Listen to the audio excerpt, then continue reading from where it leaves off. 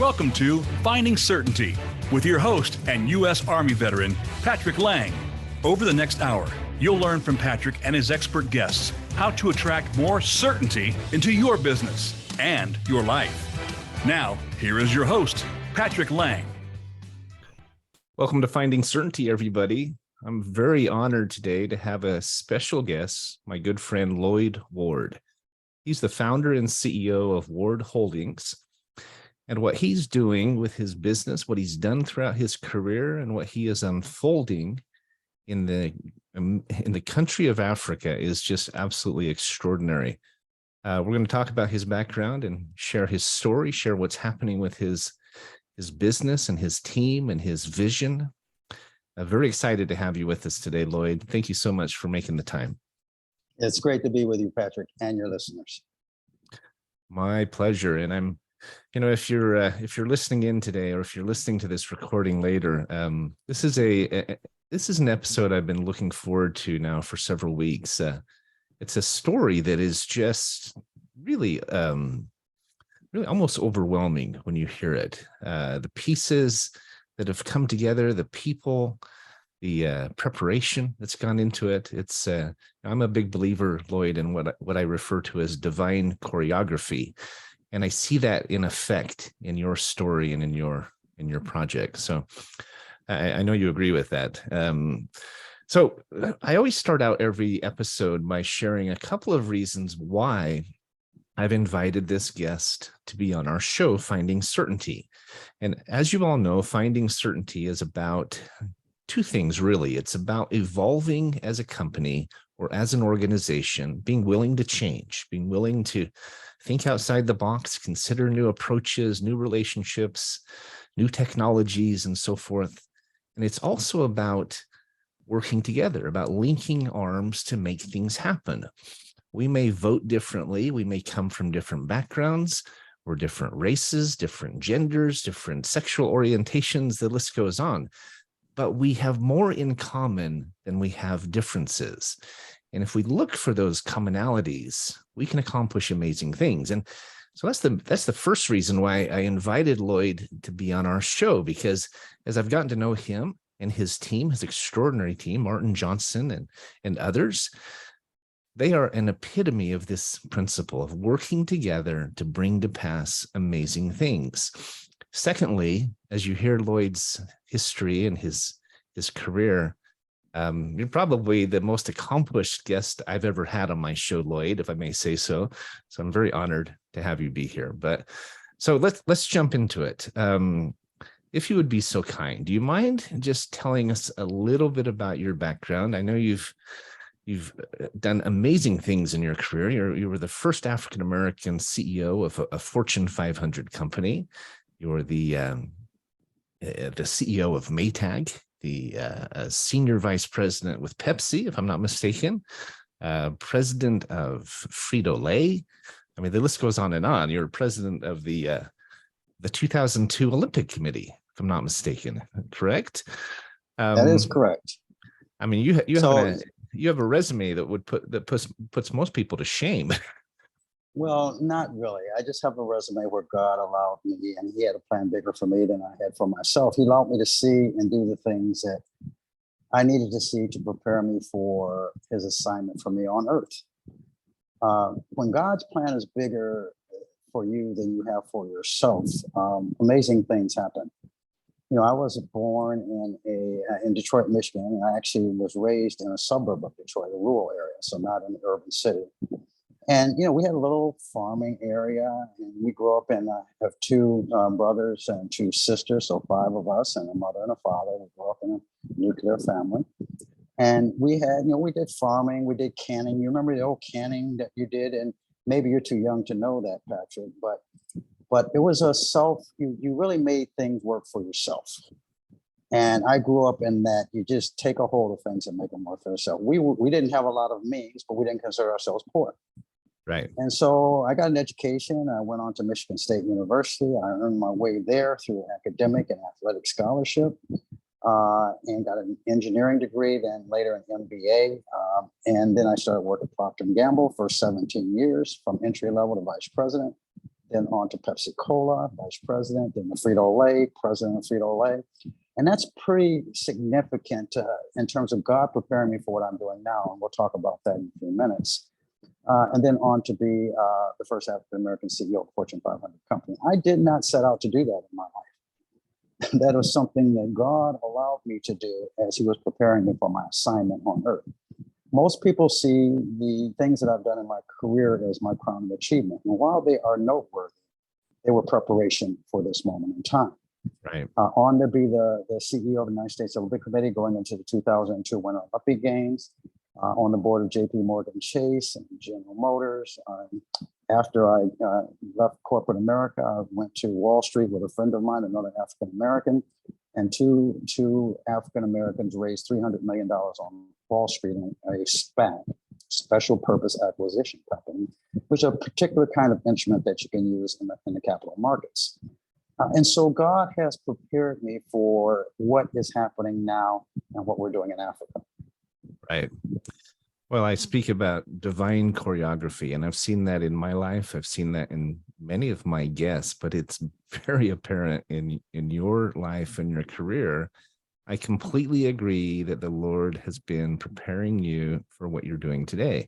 And I'm glad you mentioned the fact, I was going to bring it up if you didn't, that as much as you've accomplished, as many accolades as you've received and so forth, as much experience as you've gained, you don't consider that the pinnacle achievement.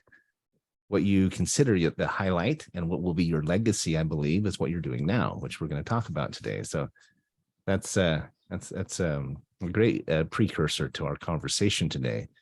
So anyone, go ahead. So Patrick, think about it this way: that iron sharpens iron, and God prepared me for this moment in time. Right. And so while I had those achievements during my career, it was in 2017 that God first started to reveal to me my purpose to be on this planet.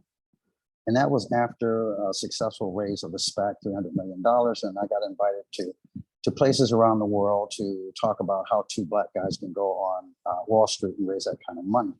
Right. And one of the African country, and only one African country invited me, and that was Ghana.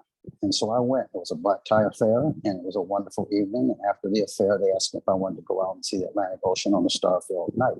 And I said, of course I do. And so we went, but it was on a boardwalk that was distant from the water. And so I wanted to get closer. Now, you won't believe this, Patrick. I took off my shoes, took off my socks, rolled up my tux pants, and I started to walk that sandy beach to the water's edge. And those that were with me followed suit. We got to the water's edge, and I was standing there looking at that magnificent ocean that seemed to go on forever, and the stars and the bright in the sky, and in far distance, it seemed like heaven and earth came together. And I was marveling at the amazement of God in my presence. And at that moment in time, Patrick, he struck me to my knees. And I remember when I was falling to my knees, those that were with me were saying, Mr. Ward, Mr. Ward, Mr. Ward, Mr. Ward. And their voices faded in the distance as God took me to the spiritual realm. And Patrick, he let me see souls, millions of souls, souls of our ancestors that were chained and stuffed together like sardines in the bowels of slave ships, many of them not to make it. And those that did, there was no way back. And as I was there on my knees, my soul cried for our ancestors. God said these words to me: these souls are mine, my son. And he let me come back to the earthly realm. Now, Patrick, I did not know that was God preparing me for this moment in time, my assignment on earth. And much happened since 2017, but you know what we're doing now, and we'll share that with your listeners. Right. I don't know if you don't know this, but I titled this episode Inspired Leadership and the Unshackling of Africa. And I think it's right in line with what you're talking about. And as we talk about the history of Africa, and I know it's a lead into this project that you're spearheading that is so immense and so potentially generationally changing, life-changing, right? I believe that, and I've heard you talk about this. I've learned much of this from you, but I've studied it. I've research. I just watched a documentary just recently called Descendant. It was about the last slave ship that brought people to Africa. It was actually after slavery had been abolished. This was a big cover up. I don't know if you've seen this documentary, Lloyd, but highly recommend you watch it on Netflix. It was about a ship called the Clotilde that came into, I guess, Alabama. And then slaves were brought off the ship and hidden on land because it was against the law then to bring slaves into America by penalty of death. And then they burned the ship to hide the evidence. And this whole documentary is about how they have recovered this ship and as evidence of this crime.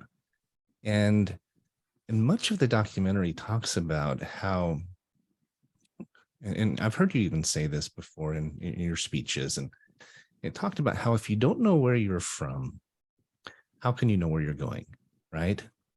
And this is hard for me to relate to. My family goes back generations. I know my genealogy. My dad was a professional genealogist, and he traveled the South Pacific, and he's done genealogy all over the world. And I know this is a very personal, very important element of what you're doing. It's helping bridge that gap and helping unshackle Africa as a country. Now, any comments on that? Just this thought. It's interesting. I just watched this documentary just about a week ago, and I thought, what a great, what an important insight into this conversation. Well, it is insightful and it is relevant. Slavery by design broke up Black families, broke up, husband from wife and mothers from children, and it did that by design. It did that so that slaves would be easier to control.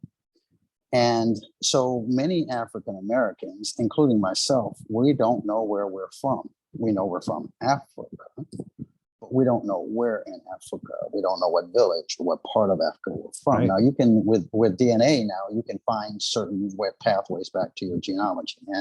And many of us do that. And my brother has done that, I haven't. And so it's very interesting. But here's the thing. It's one thing to know that scientifically. It's another to know that in your soul. Right. And it is about the soul. So I am definitely a U.S. citizen, and I am very proud of that. And I wouldn't have had it any other way. And God blessed me with that. But my soul is African. And as I have reconnected with the motherland, here's the thing to understand. God planted the seed of humankind in Africa.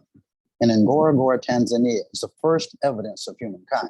Right. So all of us, white, black, red, brown, yellow, we are all from the Africa diaspora. We all came from Africa. Right.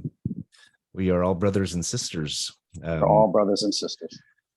It's one of the things I love about your project is not only is it helping Africa come out of the dark ages, right? Out of the colonialization and marginalization and the forces, very powerful forces that have kept Africa down. You're bringing it out into the light, into the 21st century, and it's very inspiring. And I think not only does it raise up Africa and impact the African people and those who are investing in this project and so forth and so on. But I believe it impacts everyone because a rising tide rises all ships, right? If we can improve, Indeed. we can improve not just the economics, but the understanding and appreciation and value of Africa, I believe we improve the world as a whole. And it's very important, I think. So well, Patrick, even more than that, which is 100% aligned with my view, my worldview, there's even a more practical way to understand this. So Africa is the most resource abundant land on earth, and yet it contributes less than 3% to the global economy. That blew my mind when I heard that. It's hard to imagine, and it can only happen through systemic and intentional marginalization. Right. And so how does that happen? It's because Africa, out of colonialism, and it's only been since the mid-60s, the early 60s, that Africa has been self-governing. It's been colonized and run by its European masters for 300 years. Right. And so today, Africa monetizes all its vast resources at the lowest value in the global economic supply chain, at commodities for agricultural crops and unrefined metals and materials from what's extracted from their land at the lowest economic value. And what we're doing is we're providing a pathway because God has said that it is time for kingdom on earth. It's kingdom time. Right. And we are only doing what God is asking us to do.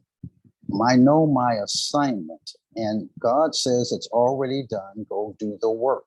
You want certainty? I loved your definition of certainty as you talked about it at the beginning of your show, and that's earthly. With God, the certainty is it's already done. He knows past, present, and future. He knows the beginning. He knows the end. Right. We are playing in his scenario, his domain. And so since he knows that and it's already done, and he tells us to go do the work, do you know the power of that in terms of going out and doing what you have to face every day to change the paradigms of the earthly world to pursue the power of heaven, right, and kingdom? Well, that's certainty. You know, that reminds me of a lesson I learned once about how we are discovering who we are. And it's not learning it for the new time or for the first time. It is actually remembering who we are and having it revealed to us who we always were, who we are at our core. I loved that. I love that insight into, I guess, our makeup and our divine heritage, I think is probably the best word. Well, Patrick, all things are connected, past, present, and future. So our present is, as we look at the stars at night, that star's distant past. It took many, many years for that starlight to reach our eyes, which is our presence. But that star is its distant past, and God sees all. So all things are connected, past, present, and future. The stars are already in our future. And so we have to understand that through divine guidance. And people ask me what my superpower is, if you can imagine that. You know what I tell them, Patrick? Connecting people? I tell them, no, sir. I say, God speaks to me and I listen. That's awesome.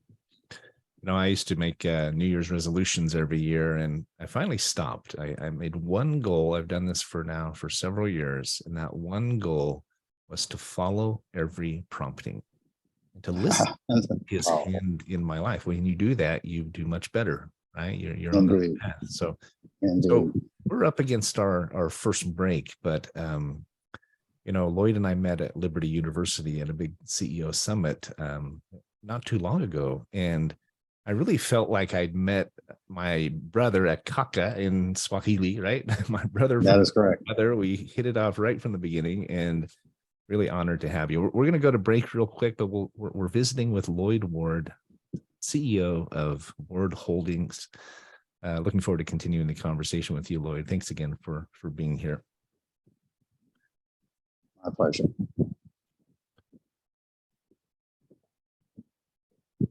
All clear. Great segment. All right. Thanks, Aaron. That was good. Hope it's going the direction you wanted it to. I think it's going great. I think it's going absolutely great. I like that you are willing to contribute your worldview as well. Yeah, it's very important. I think you and I think a lot alike in many ways. You have much more experience than I do, but I've learned some valuable lessons in my life. And I have to tell you a little funny story. My wife last night was we were cleaning the kitchen together and visiting, and she said, and I was going to wash the dishes by hand, and she says, no, just put them in the dishwasher. I said, well, there's some pretty hard food here. They'd been sitting there for a day or so. We've been busy, but she said, no, it's a Maytag. It'll clean it. She says, this dishwasher is awesome. You could put a whole cake in there and it would come out clean. Oh, wow. That's wonderful. It's true. I said, I don't think I'll ever buy another brand because it is amazing. It could be dried on cheese that's been sitting there for 3 days. It'll come out clean as it. That's a great story. So I thought of you as we You know, I still talking take about- I still take pride. I still take pride in that, Patrick. I really do. It's wonderful. yeah. You know, it gives a sense to the things that God had you do in your life matter. You know, and I love that. Yeah. 30 So- seconds. Oh, okay. We'll come back. I have a question for you about Maytag. We can talk maybe on the next break, but Yeah, no problem.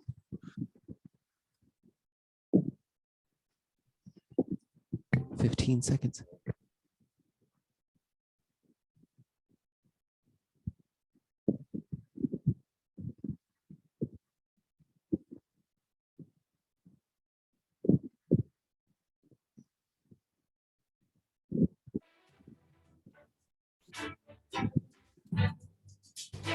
You're listening to Finding Certainty with Patrick Lang.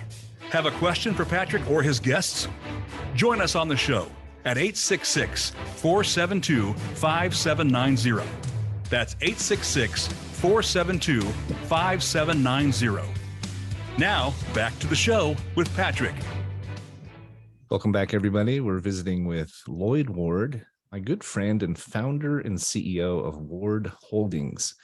We're going to be talking in this next segment about his project, what they're doing, and the different facets of it. We've visited a little bit about his background, which is incredibly impressive.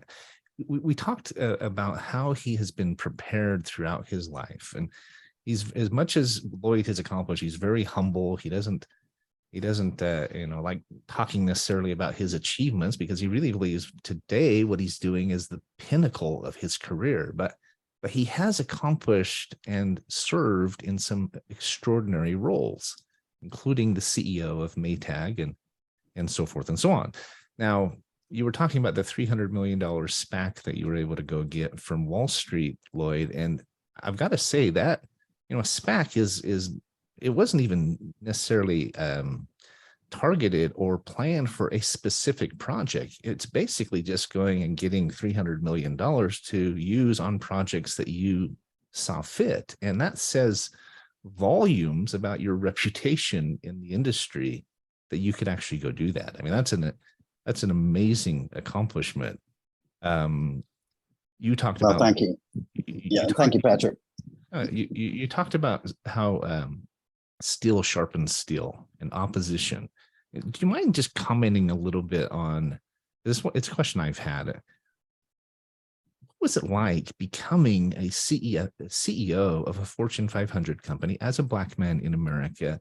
I can't imagine that it wasn't a challenge. And I'm just calling, let's refer to the elephant in the room here. Must have not been easy. And I think it says a lot about who you are, that you were able to make that happen. And I do believe the Lord was behind it. I believe that his hand was in your work. He picked the right person. He prepared you. He groomed you. But I'd be really interested to know just maybe a minute or so insight into that experience. I know it's hard to combine 40 years into 1 minute, but do you mind commenting on that? Yeah, I don't mind at all. I think this first, I am not perfect, nor did I do everything right.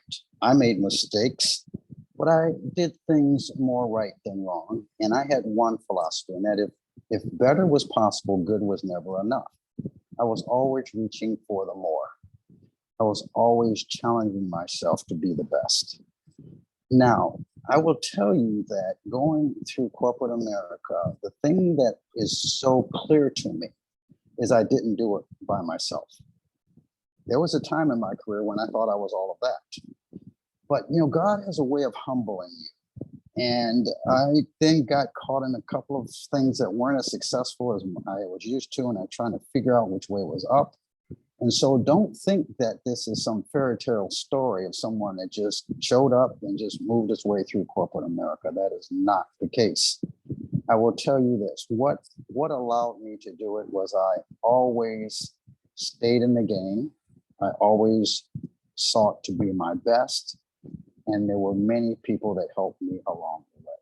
This was God preparing me. I know I did not do this by myself. I had great mentors.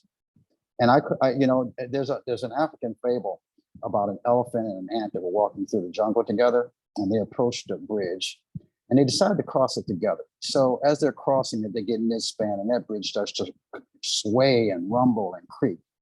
They go to the other side and disembark from the bridge. And that ant looks up to that elephant and says, "Boy, we sure shook that thing, didn't we?" So here's the thing, that you can be an ant, and if you walk with elephants as I did in my journey up, I had great mentors, and I don't know how God put them in my life. I had great mentors that helped sharpen me, shape me, empower me, support me to do the things that God would have me to do and prepare me for my assignment on earth. That's what I believe. Yeah, I can appreciate that. I wouldn't be who I am without mentors like yourself. I consider you a mentor now, Lloyd, and I appreciate what I'm learning from you and what I've learned from others. My dad, my grandfather, my partners, the list goes on. I have a mentor named Carl Cogswell, he's in his late 80s now, or his mid 80s, and he's probably taught me as much as anybody ever has. And so they say we're the sum total of the 5 people we surround ourselves with. And I think it's absolutely true. But very good. Hey, so Patrick, Patrick, wait. So here's the deal. So, ants can become elephants, right? Right. I mean, isn't that the beauty of it? I mean, that's God's way, right? So I'm now an elephant for others. And when you understand that that's God's way and God's will, then you accept it with pride and you are humble in his presence. Right. And he uses us to accomplish his purposes. I mentioned the Descendant documentary, the story of the Clotilda, because I see, and anyone who has their eyes open is seeing more and more of these kinds of occurrences. Your business and your project is one of those. It can be a major contributor, but there are other stories of the truth coming out and of people coming together and unity happening, and black, white, multiple races working together to accomplish good. And I know whose hand is behind it, right? But it's very inspiring. It's very exciting to see it happening. So let's jump into your project. We've only got an hour here, so let's make sure we don't run out of time. So talk about Ward Holdings. Talk about your project. We alluded briefly before to the fact that Africa only produces less than 3% of the GNP, although it produces 60% of the resources. Right? It's one of the largest continents in the world. It's abundant in minerals and agriculture and so many different resources. It's in this extraordinary continent made up of millions and millions of people in dozens of countries. But why is it that it's only producing 3%? And how is Lloyd Ward how is Ward Holdings going to change that? Well, okay, so Africa has 60% of the arable land on Earth. Arable land is land that you can grow stuff on. So it's agricultural land, right? And so Africa will have to be a bigger player in global economy as the world continues to expand. Expected to be 9 billion people by 2050 from 7+ billion now. Okay. Right. And you got to feed the world's people. And right now we have food insecurity in the world. Productivity and the benefit of Africa in the global supply chain of food is going to be critical for the world to be sane and fed. In addition, Africa has many other resources that fuel modern technology, graphite, and all the things that are part of energy storage in electric vehicles and electric power, right? Clean energy, sustainable. And I can go on and on with this. But what we are doing in our company is that we focus on the agricultural sector. We went to Africa on assignment from China, if you can imagine that. And I had extensive experience in China. 20 years I was involved in China when it was less developed than Tanzania is today. And now China is one of the industrial powerhouses in the world. So I've seen the transformation in 25 years. And I look at Africa today and I say, what's missing? And what's missing is the idea that you can create economic value through value addition of what is extracted from your land or grown on it, and serve the world in a way that everyone wins. That's our kingdom solution. Right. Not that one wins and another loses. It's not a zero-sum game. And here's the thing, Patrick. We are working on some projects that are truly transformative economically. Cashews. Cashews are the strongest economic platform that I've seen of any agricultural crop in my career. And I was the president of Frito Lay, and we made all of our great products that your listeners consume and enjoy in the US from agricultural crops, corn, potatoes, and the like. And Right. so I could spot this because God had prepared me for this moment in time. Cashews. Now, this is for those of you that are in business and have some idea of what I'm going to say. So we are seeing that we can get an 80% gross margin, 30% EBITDA margins, and cash flow positive in the first year of operation of industrialization of the cashew nut subsector. Now, those numbers may not mean something to several of you, but I will tell you as an expert industrialist, that is transformative. It operates more like a high-tech company than an agricultural company. And the reason is that the value that God has put in this crop, this cashew crop, is so abundant. It's part of what you see in Africa, that the economic benefit of what they grow on their land and extract from it is exported and not enjoyed by the indigenous people. Let me just say this, and God would not have made Africa the most resource abundant land on earth and expected scarcity for its inhabitants. You see, Right. that's not God, that's man. And so we have an opportunity to, as we listen to God and as we find a pathway forward, to unlock his provision and promise to Africa. And guess what, Patrick? The world will become a better place. I agree. Balance the scales, as it were. Balance the scales. I think not just right wrongs and make up for those wrongs, but I think really unveil, kind of like peel back the layers of the plan that has always existed, the plan that was supposed to happen. It's just been delayed for these hundreds of years. I think God had the plan. I mean, we know in God's time, 1,000 years is a day for him. So it goes, it hasn't been as long for him as it has for you and for many of us, but it's still a plan, I believe, that was supposed to and is supposed to happen and is now being unveiled and now coming into fruition. So let me comment just on the cashews real quick, because this is something I've learned from you, and I didn't know this before. Cashews are my favorite nut, but I've also learned that there's so many other ways to use the cashew, where you have the nut itself, you can grind down the shell and get about 20% of oil out of it. You can turn that shell into kind of like a charcoal briquette that burns hotter and cleaner than a charcoal briquette.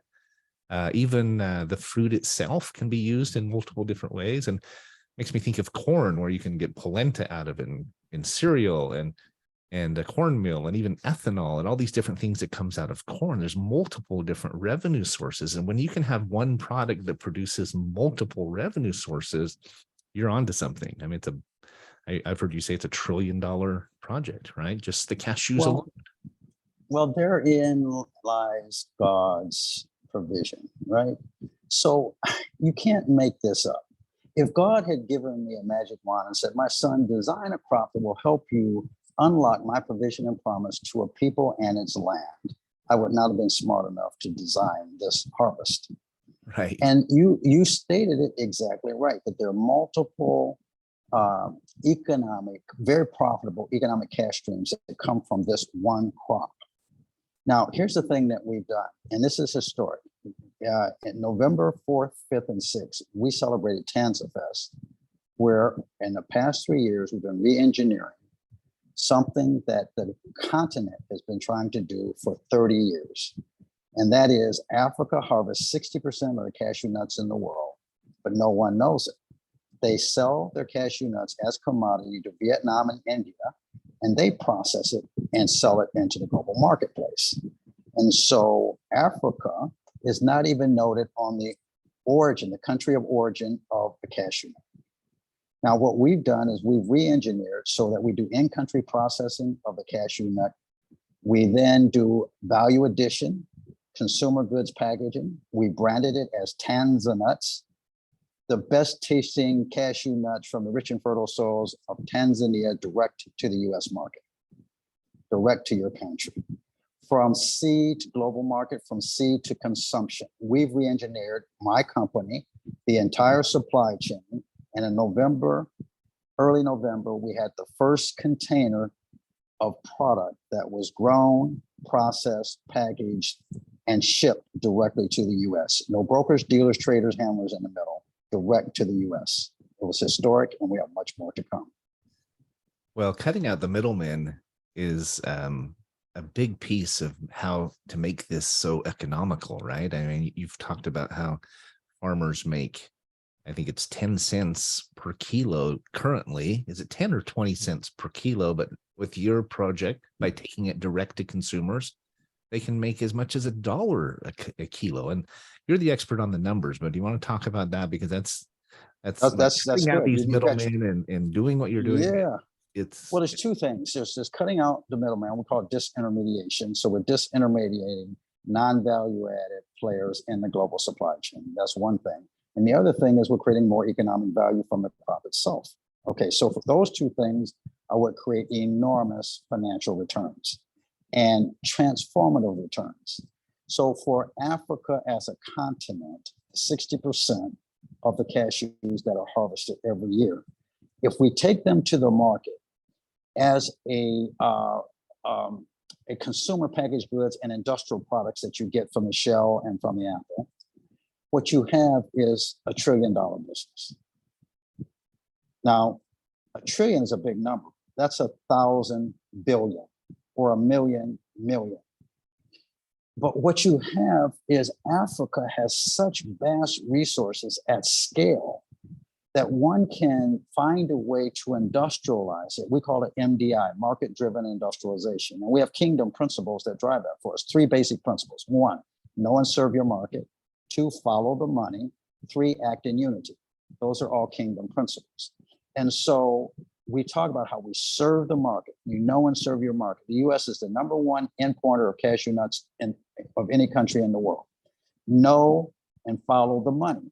There's incredible economic benefit, as you said, in 3 different profit streams from the same harvest, and then acting in unity from the farmer to the processor, to the logistics supporter, to the US buyer, on into the US market, and every country working with every other country, not in competition, but to serve the market. That's how we're approaching it, and it is working.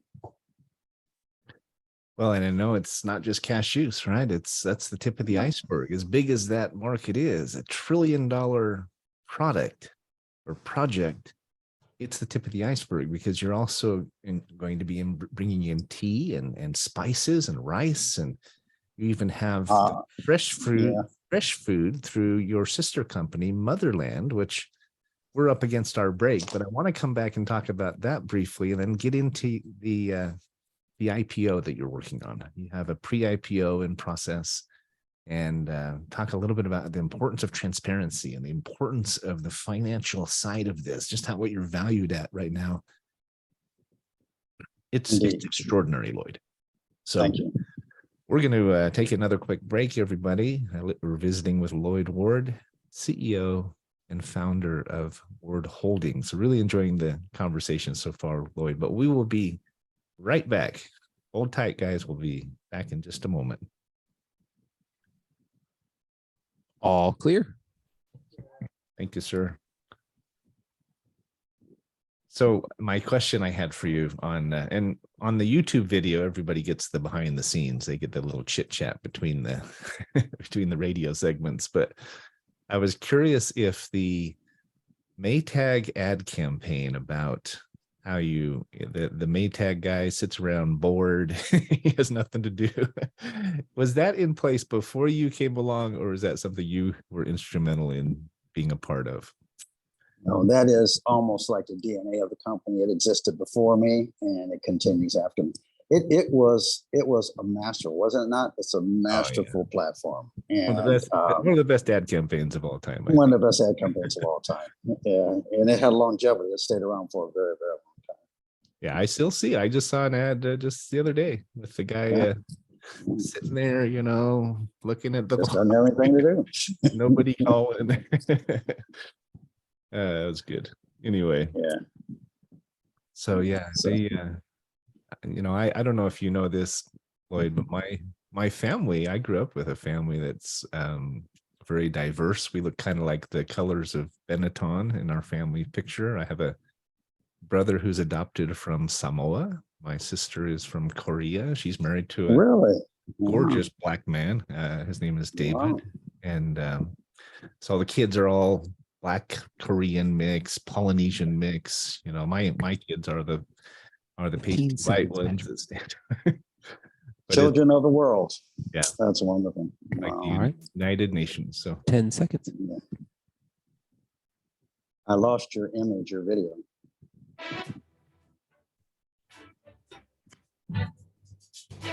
You're listening to Finding Certainty with Patrick Lang. Have a question for Patrick or his guests? Join us on the show at 866-472-5790.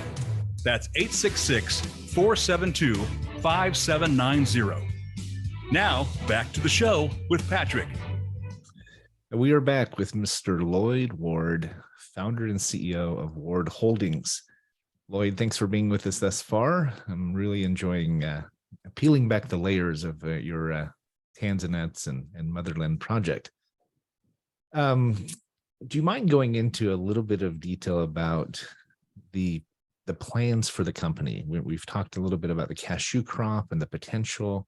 There's also this fresh produce side with Motherland. And that was, when we were at Liberty University and I heard you speak and I heard your partners speak, his speech was one of those that really touched me as well, because he talked about making up for past wrongs. He talked about working together to accomplish this divine project, this divine operation. And it was just very touching. He's a white man talking about wanting to make things right and doing so in this way. And I really appreciate it. I think everybody in the room, there's a lot of emotional people. You could tell they were choked up listening to both him and to you. But tell us a little bit about Motherland and just the relationship, if you don't mind. Yeah, I will. And I'll tell you a little bit about Jim Bloom, who is my partner at Motherland. Patrick, the human genealogy is that we're 99.99% the same in our genetic structure. Mm-hmm. And so only 1/100th of 1% defines all the diversity in humankind on Earth. Okay, now, and so that's one way to look at it. The other way to look at it is for those of us that are faith-based, we transcend color. We transcend differences to really unite around our faith. And that's what you just referenced with my dear friend, Jim Bloom, and what he's done with partnering with us to create Motherland. We are talking Africa Fresh Direct. We're talking perishables. We're talking about as you harvest it, it will come to the market. It will be on the shelves in the US, although it's grown in Africa. And we have come together to open up direct bilateral trade. And it is transformative because what's hard to believe is the U.S. has very little direct trade with Africa. For instance, we buy 90% of our ginger from China. China buys 80% of their ginger from Africa. Go figure. Why do that? Why not just buy our ginger from Africa, right? And so the world has set up to marginalize Africa, and the U.S., the largest consumption market in the world, does not trade with the land that can produce the most agricultural produce, and by the way, other minerals and industrial materials than any other nation on Earth, any other continent on Earth. And so what we're doing is, and this to your point around the reconciliation, making the wrongs right. we pray for this on earth as it is in heaven. And that's what kingdom is all about, on earth as it is in heaven. And so we're not doing anything. Here's the thing. When you're doing the righteous thing and the thing that is to be as God would have it, then that's when you have certainty, even though the pathway can be difficult. And so we are, with this parallel company, our sister company, we are in the process right now of bringing fresh avocados directly to the US, fresh ginger, fresh strawberries, fresh, I can go on and on with this, because there are 25 items that we have market requests for to bring directly from Africa into the US. And that's just the start. And so that's one side of it. The other side of it is that, when we look at MDI, market-driven industrialization, it creates transformative economics. And the thing that we're doing is we are pursuing on the Dar es Salaam Stock Exchange, becoming a publicly traded company. Now, remember when I raised with Ed Rigaud $300 million on the US stock market, Wall Street, one of the things you do with a SPAC is you use that money, $300 million that we raised, to buy a private company and take it public. You combine your cash with their operating platform, and in doing that, you create a publicly traded company. And so God gave me that experience. And I also had the experience of running a Fortune 500 company as a public entity. And so I know the value of a publicly traded company, and I know its limitations. And so here's the reason why we want to move our company to a publicly traded company. Most people advise us against it because you have to disclose, because you have to tell people what you're doing. You have requirements to disclose what you're doing and be transparent. That's what the public market requires. And we say that one of the most important things that will help Africa unlock its vast resources and become part of the mainstream of the global economic enterprise is transparency. You see, Africa is a land of broken promises and dreams to be realized. The broken promises, 300 years, they've been gamed. They've been shortchanged. They've been promised things in their front while people were picking their pocket in the back. And they don't know who to believe and what to believe. It took us 2 years to get to a point where we could be trusted, and we are the direct aspira as African Americans coming back to our homeland. And so transparency matters. So we want to be transparent. We want to show the world the benefit of partnering with Africa to help unlock its provision from the heavens. That's the first. Second is the public market is faith-based. Most people don't see it that way. When you invest in a stock, you're investing in the hope, the prayer, the faith that it will go up. The stock market pays for the future cash flow streams of an economic platform, a company, for the future cash flows, not what you did last year, not even in meeting your quarterly earnings targets. It can punish you for missing your targets. But the market really wants to know, what are the future expectations of cash going forward? And that's what they will reward you for, their belief in what you can produce going forward. And guess what? There's no land on earth that has more opportunity going forward than Africa, you see. So I hope you get the connection that if the market values future cash flows, and Africa has the most resource abundant land on earth, and if we partner with Africa to bring Africa into the mainstream of global economic enterprise, Africa today is like the US 150 years ago. Africa is at the age of the dawn of industrialization. Africa is at like the times of the Rockefellers and the Vanderbilts and the Carnegies. Rockefeller money is still around today. At his height, Rockefeller was 3 times the net worth of Jeff Bezos today, one of the most successful entrepreneurs of our time. And I know him, and he's a fabulous individual and has done an incredible job with Amazon. And so I'm not saying that we are Rockefeller or that we're Jeff Bezos and Amazon. I'm saying that these are the times of great wealth creation. And one of the ways to unlock that wealth is through the public market, where you have transparency and you can get broad participation in your value creation platform. Exactly. Well, I know the fact that you've already been valued as a company as part of this pre-IPO at a valuation of over $5 billion. It's what, 5.6 billion? And you just had your first shipment come in about 3 weeks ago, right? I mean, Yeah. that's So again, so the market values you for what you can do, but you have to have evidence underneath it that you can do it. Exactly. And so the fact that we are actually now shipping product is more evidence that our platform can deliver its promise. And so every time we take a step further and we go from 1 containers to 10, we're looking at 10 containers this year, and we want to go to 10 containers per month next year, and then 100 containers a month for the following year, like that, right? And so this is a scaled business, and it has great economics.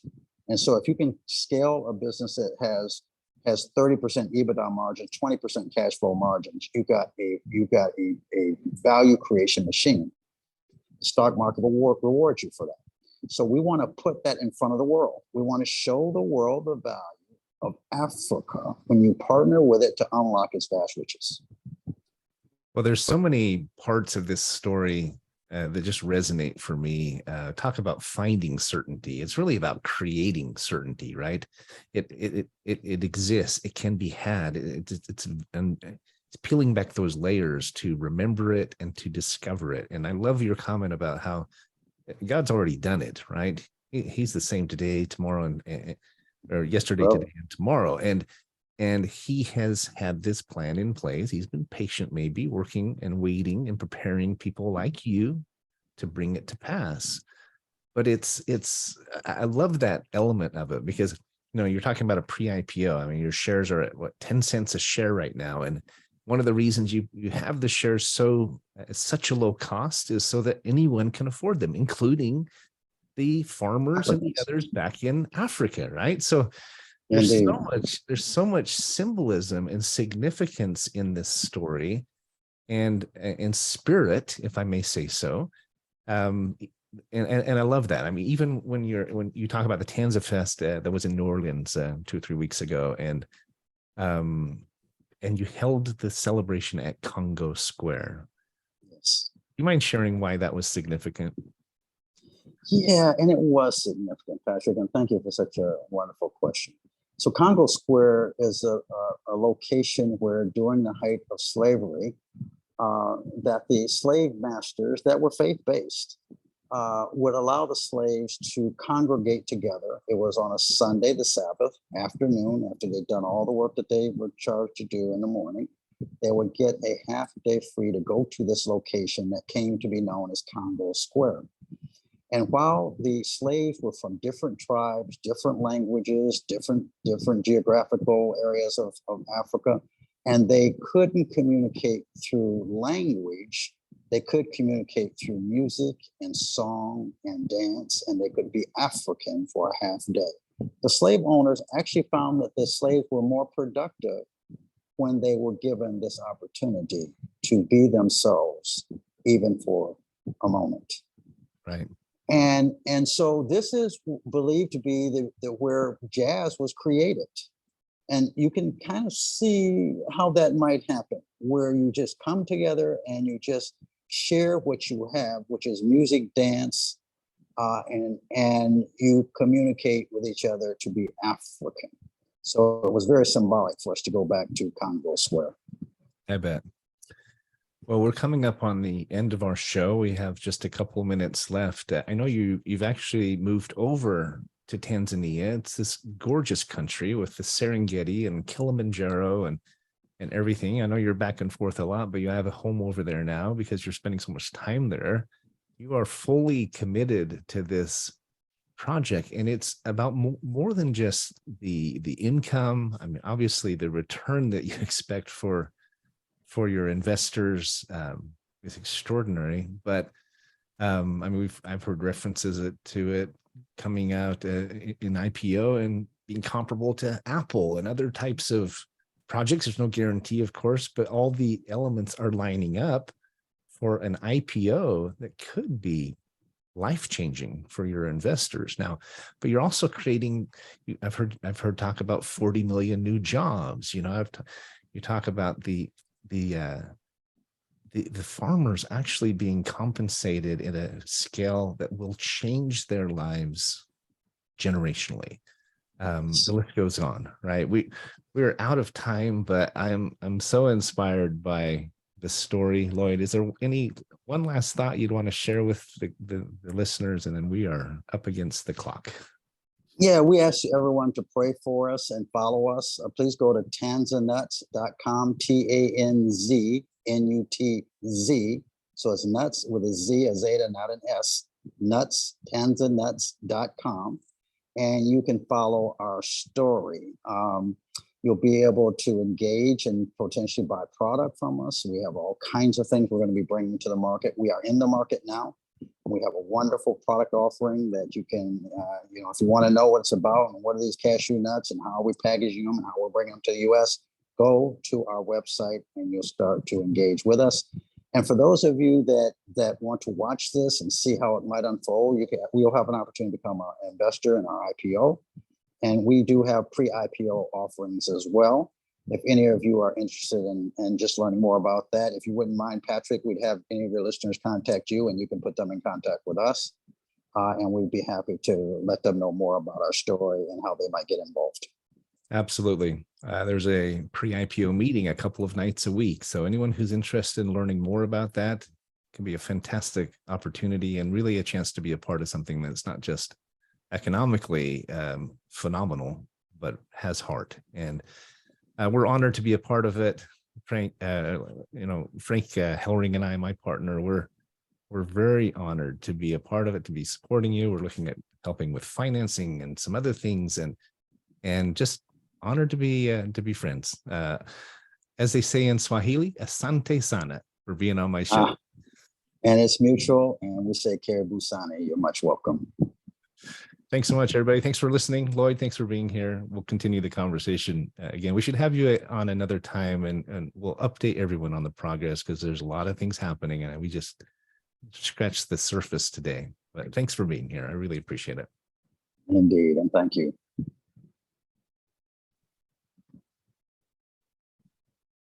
All clear. Great job today, gentlemen. Thank you, sir. Thank you. You take care and have a great weekend. We'll see you next time. I appreciate it. Thank you. Yeah, Martin's been teaching me Swahili. So he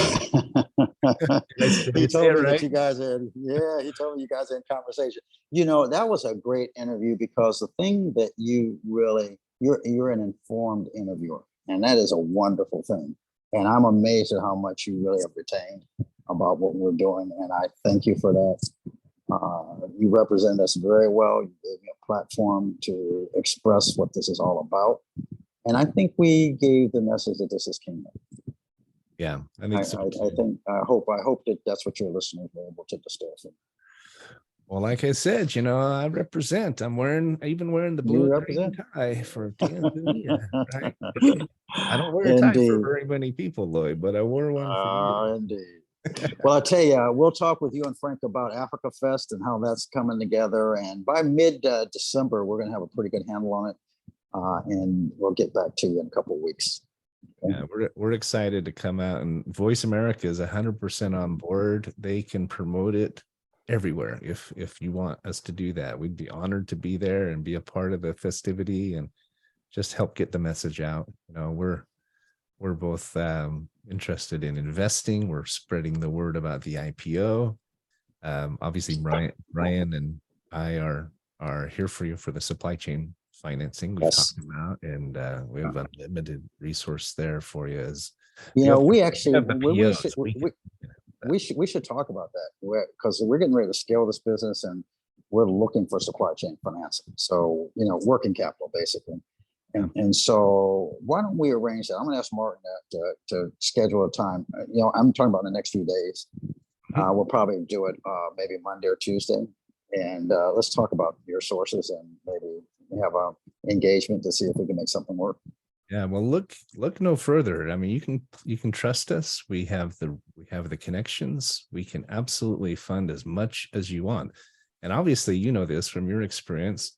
We start small. We prove with a small PO, sure, and go to a bigger one, and then and pretty soon we're doing billions. It doesn't. I think that's exactly what we're looking for. Yeah, we can So also. I'm very serious about that. So I'm gonna talk to Martin right now and ask him to call you and figure out how we start our discussions on it. Okay, we can set it up anytime. We also Okay. can help open doors to retailers if that's what you want to help. Okay. We have connections with organizations like Kroger through Carl, Carl Townsend, and then Oh yeah. we also have others. We have a really Okay. good friend of mine who owns a nonprofit in St. Louis. His name is Elvin McFarland, Coach Mhm. McFarland, and he has connections with some large grocery chains. So I wanted to introduce you to him. We have several of those connections. So you're helping on the front end and on the back end. I've been in business for, in marketing and sales and finance for 30 plus years. Frank's been in the market for, I don't know, 100 years or something like that. I'm just kidding. He's going to listen to this later, but we've, if nothing else, he and I are good connectors. We know a lot of people that I think can help your project, and we would just be honored to be a part of it. So I really, Thank you, sir. really believe in what you're doing. So Yes, sir. Thank you so much. thanks. We're Kingdom kids. That's All right. Okay. Okay. We'll be back in touch. Okay. Okay, and thanks for calling all the way from Tanzania, man. I'm glad the Wi-Fi held up. That's it, guys. Hopefully you enjoyed and learned a lot and have gained, if you're watching this video, some idea about where we're so pleased to be a part of this project. It's a big deal. It's something that's could not just be significant financially for anyone involved, but I believe has real significance at its heart, inherently significant and meaningful and important. That's why we're a part of it. So I'll sign off now. Thanks for listening.